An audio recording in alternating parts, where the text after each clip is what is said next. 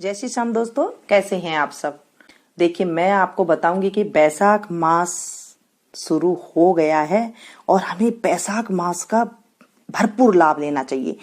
कैसे लाभ लेना चाहिए? देखिए, इसके अंदर हमें धन, सुख, आयु, आरोग्य, वैकुंठधाम सब कुछ मिलता है दोस्तों।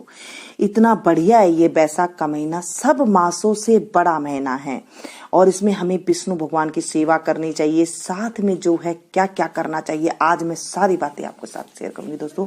सबसे पहले तो जल्दी उठ के इसमें स्नान करना चाहिए। बैसाख मास में स्नान करने का एक ही है, चाहे आप व्रत कर सके या ना कर सके, लेकिन अगर आप जल्दी उठ के नहा लेते हैं तो आप समझ लीजिएगा कि आपको बैसाख महीने का पुण्य जो है मिल जाएगा।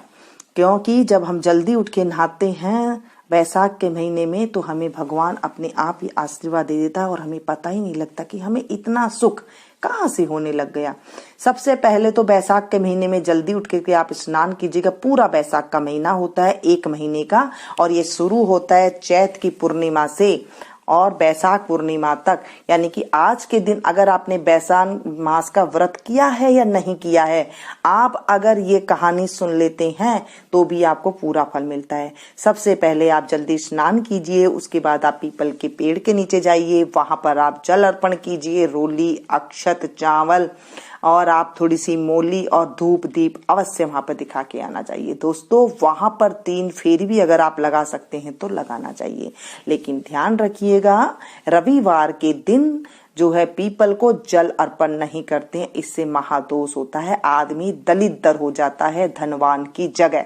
इस चीज की जानकारी होनी चाहिए हम लोगों को, किस दिन हमें जल नहीं सींचना चाहिए और किस दिन नहीं सींचना चाहिए। द्वादशी तिथि को भी पीपल में जल नहीं सींचना चाहिए दोस्तों। हमें ऐसी छोटी छोटी जानकारियां ये ध्यान रखनी चाहिए। फिर हम ये जब आप लोग पूजा पाठ करते तो आप ये कह देते हो कि हम खूब पूजा पाठ करते हैं, लेकिन पता नहीं हमारे साथ ऐसा क्यों हो रहा है।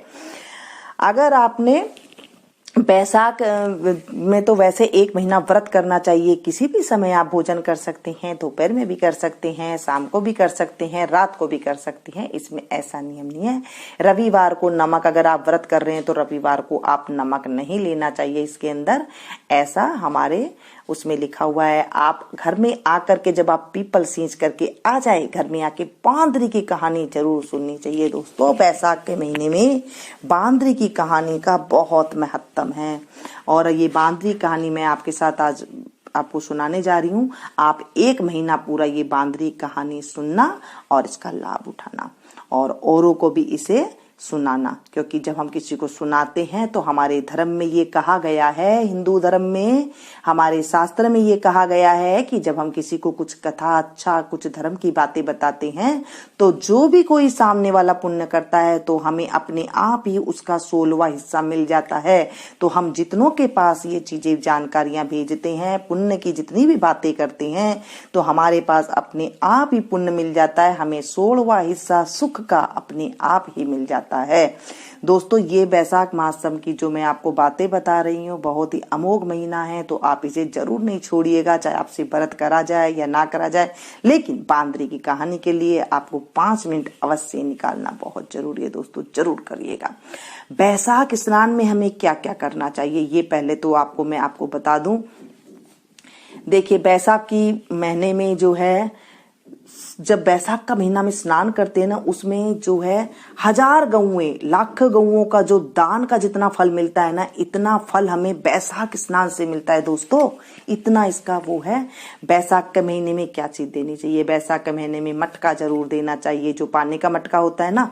मिश्री के कुंजे देना चाहिए, कुंजे आते हैं वो आपको जो मिठाइयों की दुकान होती है वहां पे मिल जाते हैं, और उसको ढक्कन में रखकर कुंजे को उसको ढक दे और उसके बाद ढक्कन में चीनी, रुपया, दक्षिणा जरूर डाले। जो पानी का मटका होता है उसके ऊपर ये आप जरूर रखिए। चावल, दाल, चीनी, घी, नमक, आटा, सब्जी, आम, बेल, ककड़ी, हरा नींबू, कमल, केला और सब तरह के फल व लकड़ी के पंखा, दूध, दही, छाछ, लगा हुआ पान, ठंडे आंवले का मुरब्बा, पहनने के सब प्रकार के वस्त्र, तकिया, चटाई, चादर, छाता, जूता, खड़ाऊ आदि सब प्रकार के चीजों को देनी चाहिए। प्याऊ भी लगवानी चाहिए। दान करने की बहुत सी चीजें हैं दोस्तों। अगर आप किसी को दान देने की इच्छा हो तो बैसाख का महात्म देखकर भी आप दे सकते हैं दोस्तों। जौ पीपल का दान करना चाहिए, जौ का आटा देना चाहिए, शहद में तिल मिलाकर देना चाहिए, बैसाख का महात्म सुनना चाहिए और भगवान की पूजा करनी चाहिए। दान की तो दोस्तों कितनी भी कही जाए कम है। जितना भी आपकी हैसियत है उतना दान आप जरूर दे। हो नहीं सके तो एक बिस्किट का पैकेट दे दे, ना हो सके तो आप एक सीधा निकाल दे, मतलब एक थाली में आटा नमक चीनी ये भी मिला करके आप दे सकते हैं दोस्तों। इतना इसका पुण्य होता है। तो आज मैं आपको कहानी सुनाने जा रही हूँ, बैसाख की बांदरी की कहानी। तो चलिए शुरू करते हैं। एक राजा था, वह सुबह जल्दी उठकर बैसाख के महीने में गंगा जी में नहाता था और कहता था कि मेरे से पहले कोई भी गंगा जी में नहीं नहाए। एक बंदरिया थी जो रोज राजा से पहले नहा लेती और पीछे राजा को नहाने जाता था। जब राजा ने पानी हिलता हुआ देखा और बिखरा हुआ देखा तो उसने पहरा बिठा दिया। सिपाहियों से कह दिया कि मुझसे पहले कोई भी नहीं नहाना चाहिए। गंगा जी के किनारे एक पेड़ था, उसके ऊपर बंदरियां बैठी रहती थी। डाली के सहारे उतरकर गंगा जी में नहा लेती और पेड़ पर जाकर बैठ जाती। बैसाख पूरा हो गया, उसे एक दिन सिपाही ने देख लिया। उसने देखा कि जब अंधेरे में उन्हें कुछ भी नहीं दिखता और उन्हें नींद आ जाती तो वह बंदरियां उस समय गंगा जी में नहाती। सिपाही उसको पकड़कर राजा के पास ले गया और कहा, ये बंदरिया आपसे पहले नहाती है। राजा ने प्रण किया हुआ था कि यदि कोई औरत मेरे से पहले नहाएगी तो मैं उसके साथ विवाह कर लूंगा।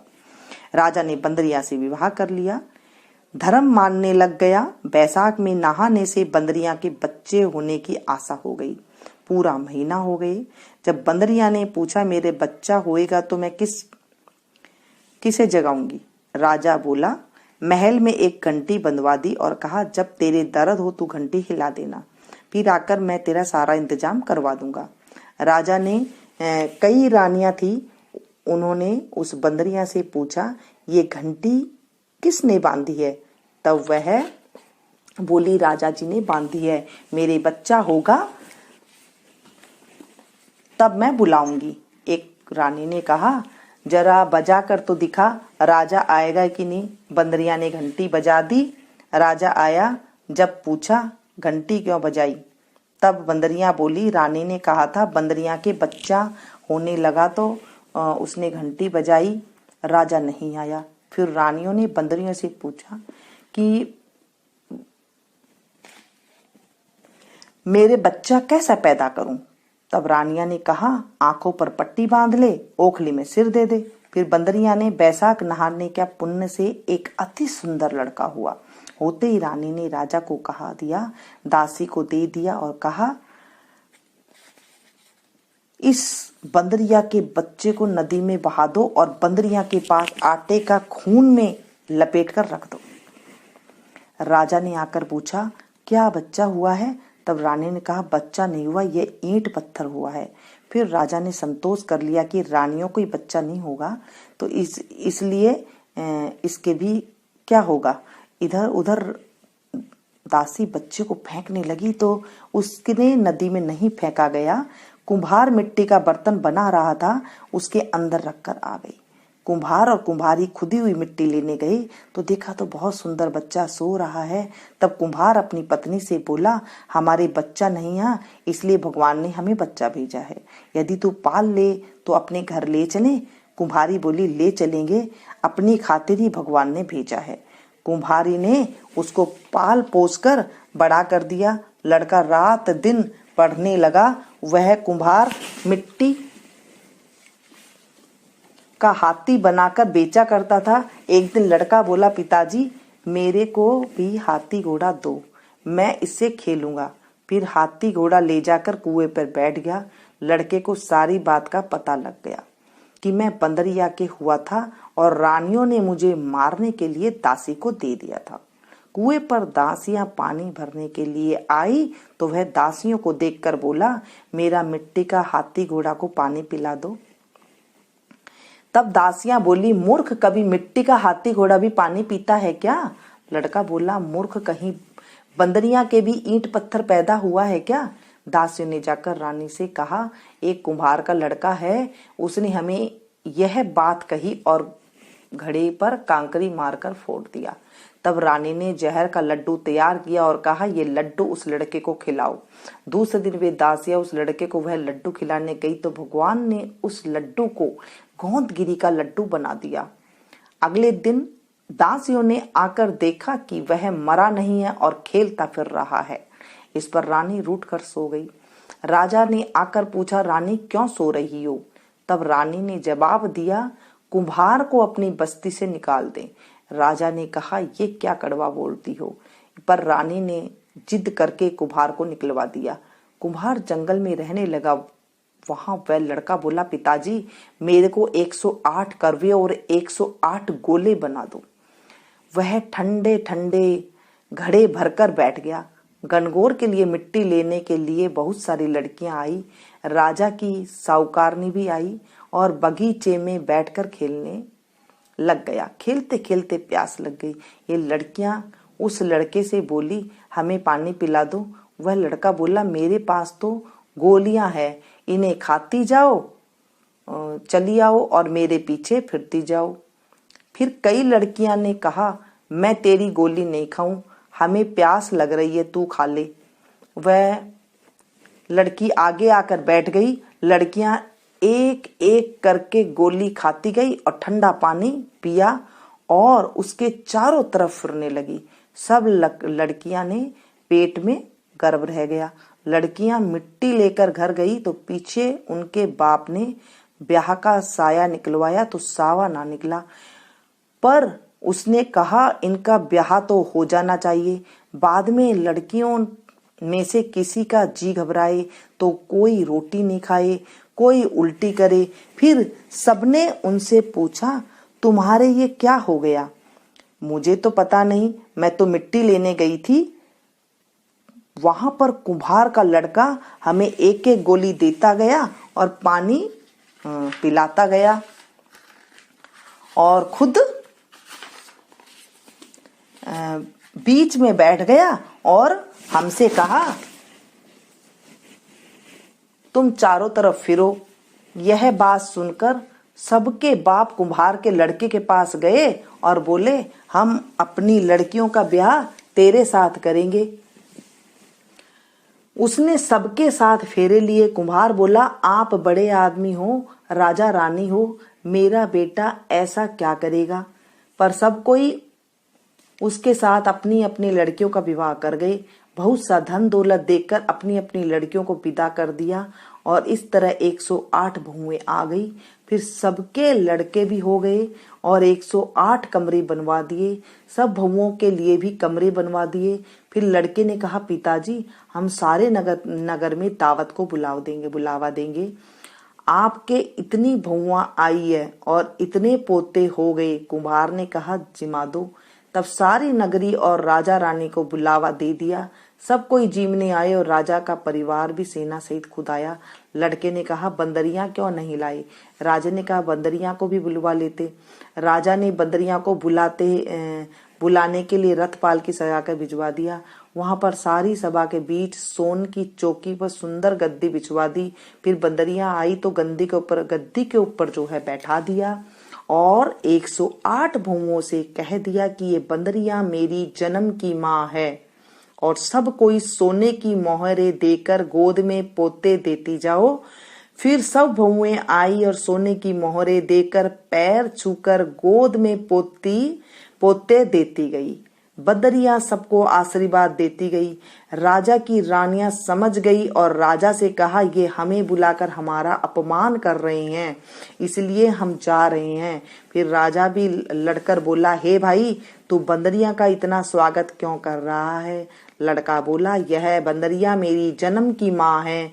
राजा ने पूछा, कैसे? लड़का बोला, मैं बंदरिया से पैदा हुआ था तो तुम्हारी रानियों ने मुझे दासियों को दे दिया और कहा कि इसे नदी में बहा दो, लेकिन दासी ने मुझे नदी में नहीं बहाया, उसने मुझे गड्ढे में रख दिया और कुम्हारनी ने मुझे पाल पोस कर बड़ा कर दिया और रानिया ने तुम्हारे से कहा कि उससे गारा पैदा हुआ है। जो दासी मेरे को ले गई थी वह यहीं पर खड़ी है। दासी ने कह दिया, हाँ मेरे को दिया था, मेरे से इसे नदी में नहीं फेंका गया, इसीलिए इसको खंदेड़ में रख दिया। रानियां सुरकत चुप हो गई।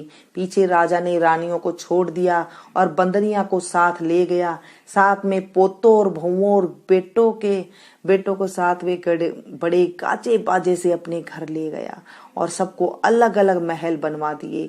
सब वहां पर जाकर राज्य करने लगी और सारी दुनिया कहने लगी कि बैसाख नहाने का इतना फल है तो सबको बैसाख नहाना चाहिए और दान पुण्य करना चाहिए।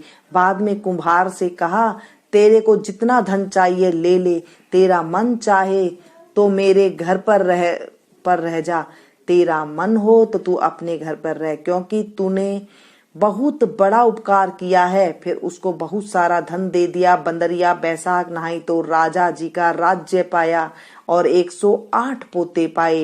हे भगवान, जैसे बंदरिया को सुख संपत्ति दी वैसे ही सबको देना।